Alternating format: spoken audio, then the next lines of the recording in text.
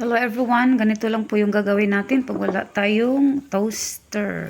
So every time na tapos akong magprito ng itlog, to nilagay ko dito yung bread para mainit siya. Kung gusto mong medyo ma-brown, patagalin mo lang siya. Patagalin mo lang. Ganito lang ako. Tapos masarap na siya. Gustong-gusto na ng anak ko yung tinapay. Simple.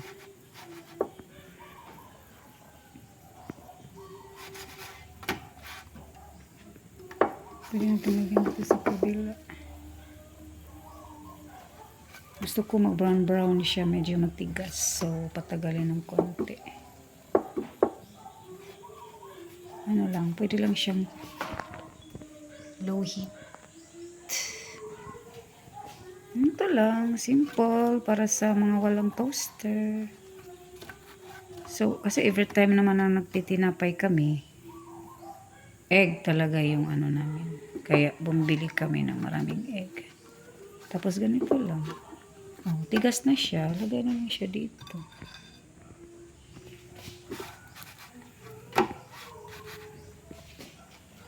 Lagay ng isa. Toaster na. May toaster na. Simple.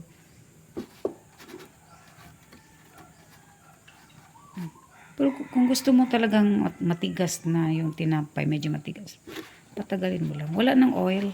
Wala nang oil. Ganyan lang siya.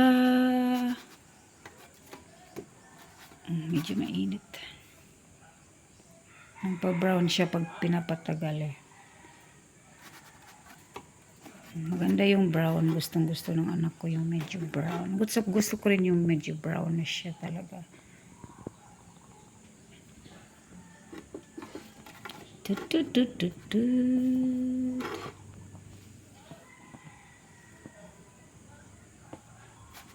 See, medyo brownish na siya.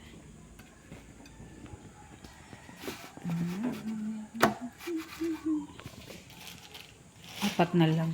Kasi yung anak ko. Akin isang loaf lang. Sa kanya yung 3.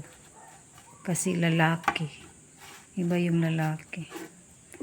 Pwede rin naman siyang kumain ng rice. Meron naman kaming tirang sinigang. Ayoko ng sinigang. Ayoko talaga ng sinigang. Asim. So, ganito lang. Very simple. Very easy. No need ng toaster. So, patagalan ko lang yan. For our dinner before church. Papunta ako ng church ngayon. Ewan ko lang kung kasama yung anak ko. Hindi pa nagising. Alas 8 na.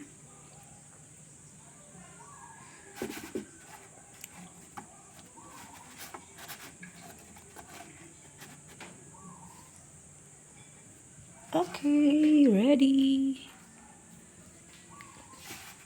Yung isa ngayon na lang yan. So, ito na yung breakfast namin. Ako lang kumakain ng onion. Inano ko sa tinapay.